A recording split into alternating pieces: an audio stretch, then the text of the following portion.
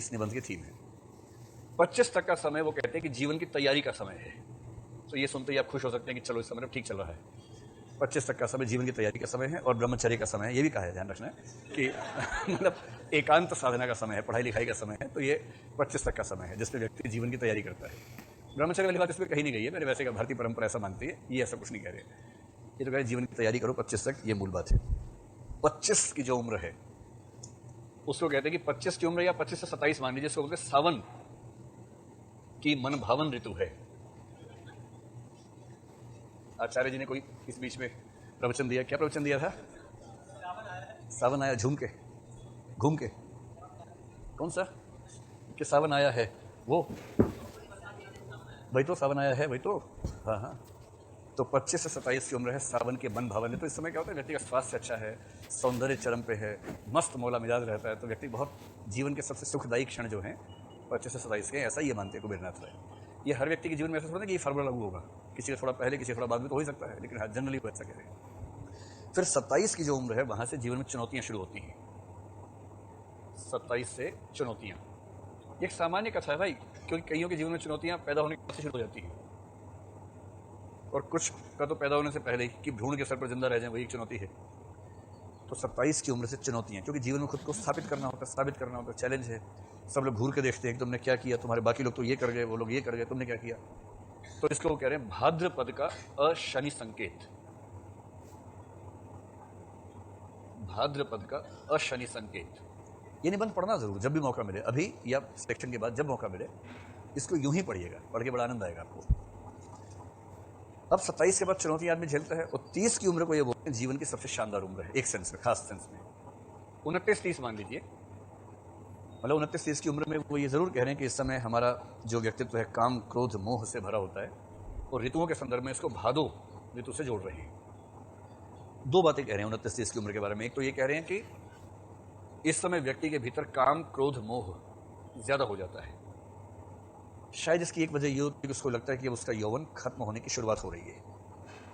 यौवन के खत्म होने की शुरुआत 30 के आसपास होती है, तो उसको ये मतलब उसको पहली बार कुछ ठीक ठाक उम्र के बच्चे अंकल बोलने लग जाते हैं, आंटी बोलने लग जाते हैं, तो उसको लगता है कि अब इसका मतलब टाइम खत्म हो गया है। तो थोड़ा दुख तो होता ही है, निराशा तो होती है। और दूसरी बात ये कह रहे हैं कि जीवन की मैच्योरिटी की शुरुआत यहाँ से होती है। इसलिए आप देखेंगे कि अगर आप जो मैच्योर व्यक्ति है उससे बात करने के बाद आपको छिछले व्यक्ति पसंद नहीं आएंगे। छिछला व्यक्ति देखने में कितना ही स्मार्ट हो, कितना ही सुंदर हो, लेकिन उसका छिछलापन जैसे सामने आता है आपको मजा नहीं आता, क्योंकि आपको मैच्योरिटी पसंद आने लगती है। जीवन की परिपक्वता की शुरुआत 30 के आसपास होती है। और ये एग्जाम्पल दे रहे हैं, चाहे आप जीसस क्राइस्ट को देख लीजिए, उनका पहला उपदेश 29 की उम्र में हुआ, सर्मन ऑन द माउंट जैसे बोलते हैं। चाहे बुद्ध को जीवन देखिए, चाहे महावीर का जीवन देखिए, राम के वनवास का समय देखिए, सब 29-30 की उम्र के मामले हैं। महात्मा बुद्ध 28 की उम्र में या 29 की उम्र में घर से निकले, जिसको महाभिनिष्क्रमण कहते हैं। उनको 6 साल लगे तपस्या करने में, और तब जाकर 35 की उम्र में उनको ज्ञान की प्राप्ति हुई। महावीर 28 की उम्र में तपस्या में बैठे और 12 साल की तपस्या के बाद 40 की उम्र में उनको बोध की प्राप्ति हुई। भाई 28 की उम्र, 29 की उम्र, तो इसलिए कहा गया है कि ये वाली उम्र सबसे उर्वर उम्र है, जिसमें आप सबसे कुछ मौलिक कर पाते हैं। उसके पहले दैहिक रूप से शक्तिशाली होना अलग बात है, लेकिन इस समय मैच्योरिटी की शुरुआत होती है। तो एक तो काम क्रोध मोह की उम्र है, और दूसरा इस समय परिपक्वता की शुरुआत होती है। और व्यक्ति जितना प्रोडक्टिव इस उम्र में है, 30 की उम्र में, उतना प्रोडक्टिव वो जीवन में कभी नहीं होता है। पर यहां उसके जीवन की एक दिशा तय हो जानी चाहिए, क्योंकि इसी दशा से चीजें बेहतर होती हैं। अब वो कह रहे हैं कि व्यक्ति के जीवन का सबसे उत्पादक समय शुरू यहां से होता है, लेकिन वो चलता है लगभग 30 से लेकर 40 की उम्र तक। गिटार वाले भैया गिटार लेके आ गए हैं, तो ये वाला निबंध कर लें 5-10 मिनट में, फिर उसके बाद उनको बुला लेते हैं, ठीक है?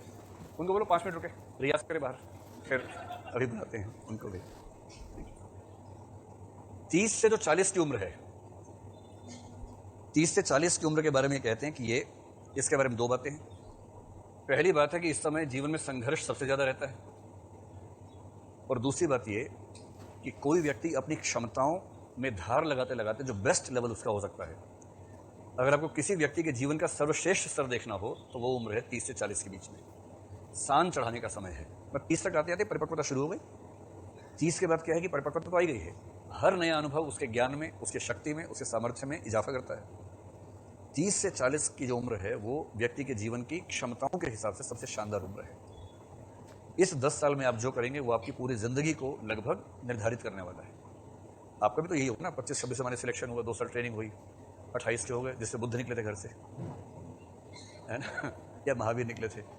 1 साल फील्ड में रहे तो बुद्ध की उम्र हो गई, और उसके बाद जो 10 साल होंगे फील्ड वाले, डीएम और वो बड़े ज़िले का डीएम, वो सब जो होता है, वही आपके बनने का समय है। उसी में आप जो ख्याति अर्जित कर लेंगे, जो अपना एक स्टेटस बना लेंगे समाज में, वही जीवन भर काम आएगा। 40 की उम्र के बाद कहते हैं कि जो 40 से 45 की उम्र है, इसका नाम है उत्तरा फाल्गुनी। उत्तरा फाल्गुनी नक्षत्र के रूप में इसको देखा गया है। और उत्तरा फाल्गुनी का मतलब होता है फल पकने का समय या पाने का समय। इस उम्र में फल प्राप्त होता है।